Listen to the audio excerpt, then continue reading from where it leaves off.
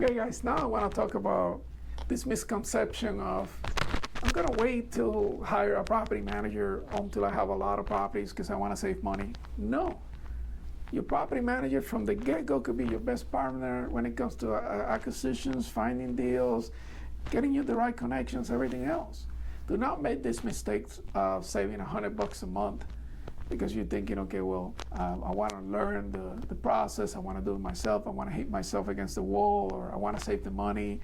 All of those things you can do it next to the manager.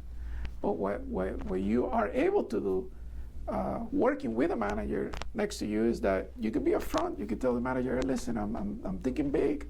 I'm thinking of buying a whole bunch of properties, and I'm hoping I could manage this on my own, of course, but I want to give it to you because in exchange, I would like you to connect me with the right vendors. I might flip some properties later. I need you to connect me with some of the biggest investors that you work with. I want to learn about their strategies, et cetera, et cetera.